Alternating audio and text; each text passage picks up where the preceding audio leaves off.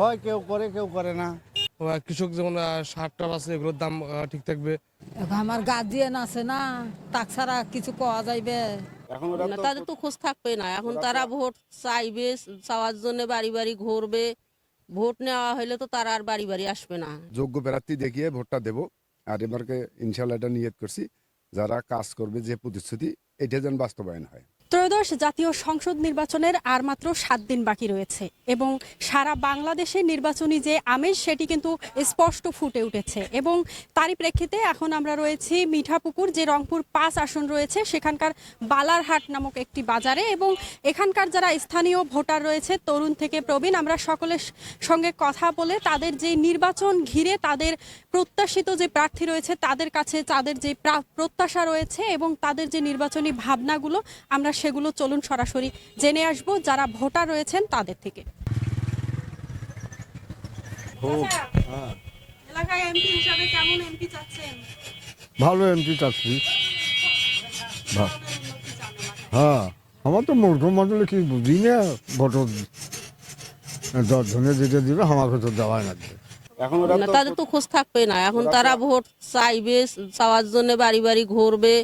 Vote নেওয়া হলে তো তারা আর বাড়ি বাড়ি আসবে না। আর খায়া থাকলেন না খায়া থাকলেন গুলো তো আর খোঁজ নিবে না।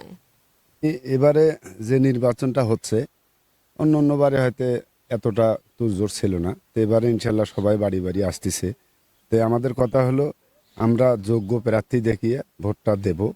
আর এরা যে প্রতিশ্রুতিটা দিচ্ছে সেটা আমরা তো আর কিছু চাই না। রাস্তাঘাট বা গরিব দুঃখীর চলাফেরার সুযোগ এবং মানুষদের নিরাপত্তায় বসবাস করতে পারে, এইটাই। এখন যে প্রতিশ্রুতিটা দিচ্ছে এটা যেন পরবর্তীতে এইভাবেই যেন থাকে। ভোটের পর আর আমার খোঁজ থাকে, আমার মাথা খারাপ হয়েছে। ওরা ভোট নেওয়ার জন্য যতগুলো রাজনীতি করা নাগে, পলিটিক্স করা নাগে, ততগুলাই ওরা করবে। নেওয়ার পরে ওরা কি হন ওরা দেখার বিষয় নেই। এমপি মন্ত্রী যেগুলো হচ্ছিল, এরা তো সরকারি উন্নয়নমূলক কাজ অনুদান আনিয়ে দেয়, তাও মনে করো ভাগ বাটা করে খায়। হ্যাঁ, প্রার্থীরা বাড়ি বাড়ি আসতেছে। এই যে ভোট হয়ে গেলে আর ওরা কাউকে আসেন বেড়ে না। মনে করে যে আমরা যে ভোট দিছি আমার কাছে সাথে কোনোদিন দেখাই করবেন না, বুঝলেন না? আসে ধানের শিশু আসে, মনে করেন যে নাঙ্গল আসে। দুনিয়াত মনে করেন যারা আমার কাছে আমরা মনে করেন যে সহযোগিতা পামো, তা আমাকেই এমপি তারাই হইবে, তো আমাকেই ভোটও দিমু, শেষ।